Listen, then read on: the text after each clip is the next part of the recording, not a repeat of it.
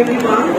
আজকে মাওলানা ভাসানীর science and technology ইউনিভার্সিটিতে এসে যে বিষয়টা আমার প্রথম অভিজ্ঞতা হলো সেটা হচ্ছে এখানে টিচার যারা আছেন এবং চেয়ারম্যান স্যার থেকে শুরু করে আমাদের যে বিসি ডিন যারা আছেন তারা অত্যন্ত আন্তরিক।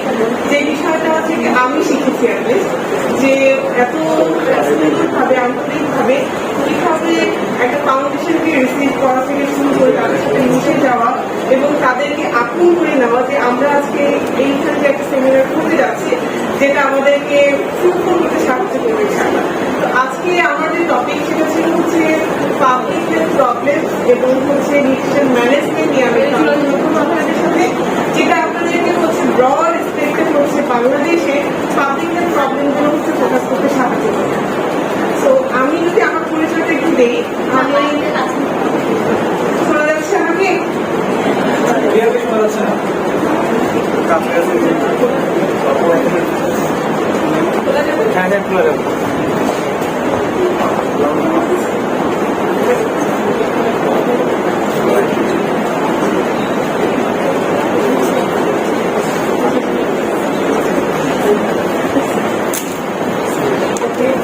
আমি হচ্ছে রাজেশিয়ান ফার্টিলাইজার ইসা বলছি।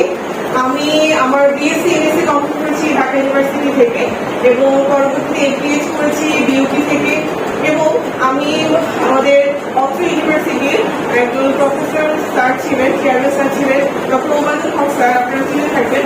আমি ওনার আমি পিজিডি করেছি আইন ইউনিভার্সিটি থেকে, পাশাপাশি বার্ডেন থেকে ইন্টার্নশিপ করেছি, পিজিডি করেছি আলহামদুলিল্লাহ এবং বর্তমানেও আমি পড়াশোনার উপরেই আছি। আর পেশাগত জীবনের জায়গা থেকে যদি বলি, আমি as a senior dietician and nutritionist হিসেবে কাজ করছি ভার্টাসকি। এটা একটা অ্যাস্থেটিক প্ল্যাটফর্ম। এর আগে হচ্ছে বিভিন্ন হসপিটাল এবং ক্লিনিকে ছিলাম। আর এছাড়া হচ্ছে ইন্টারন্যাশনাল ইন্টারভিউ হিসেবে আমি কাজ করছি ইন্ডিয়া থেকে। ঠিক আছে, তাহলে আজকের টপিকে আমি একটু চলে যাচ্ছি। আমাদের আজকের টপিক যেখানে হচ্ছে পাবলিক হেলথ প্রবলেমস এবং নিউট্রিশন ম্যানেজমেন্ট।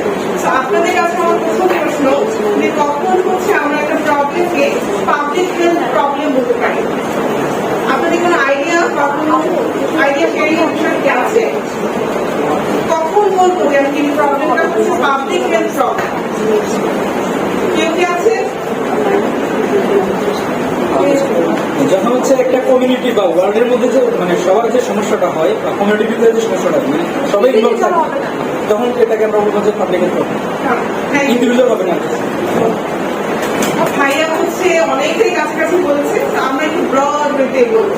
যখন হচ্ছে আমরা একটা পাবলিক হেলথ প্রবলেম বলবো, অ্যাকচুয়ালি এটা হেলথের উপর ইম্প্যাক্ট ফেলবে এবং আমাদের কোয়ালিটি অফ লাইফ, আমাদের হচ্ছে লাইফ এক্সপেক্টেন্সি, অথবা এটা ইন্ডিভিজুয়াল ক্ষেত্রেও হতে পারে এবং পপুলেশনের ক্ষেত্রেও হতে পারে।